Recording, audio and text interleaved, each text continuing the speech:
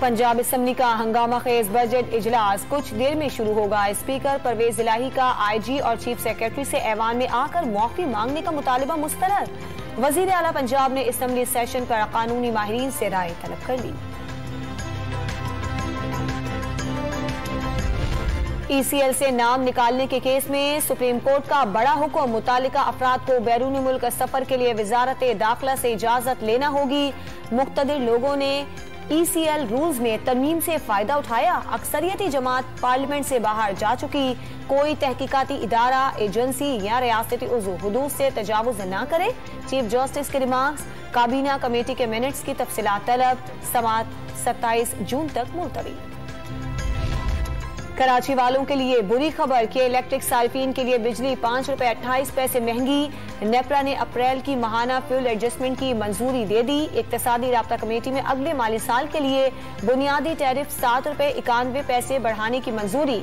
वजीर खजाना मिफ्ता इस्माइल का निर्खों में मरहलावार इजाफे का ऐलान। सिंध काबीना ने सूबे के लिए 1700 अरब रुपए से जायद का टैक्स फ्री बजट मंजूर कर लिया। समाजी तहफ़्फ़ुज़ और मुआशी इस्तेहकाम के लिए इक़दामात। वज़ीर आला मुराद अली शाह ने बजट गरीब दोस्त करार दे दिया।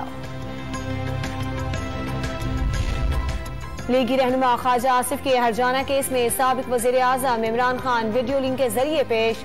बनी गाला की जमीन खरीदने में राशिद अली ने बतौर दोस्त मदद की थी। साबिक बीवी की तरफ से भेजे गए 36 मिलियन रुपए राशिद ने ही अदा किए थे। वकला के सवालात पर जवाब। जिरह के दौरान अदालत की बिजली चली गई। समात 7 जुलाई तक मुलतवी। अदालत ने कार्रवाई को रिकॉर्ड करने की इजाजत न दी। डस्का ज़िमनी इलेक्शन में धांधली का हुक्म किसने दिया? इंक्वायरी रिपोर्ट मंजर आम पर लाई जाए या नहीं?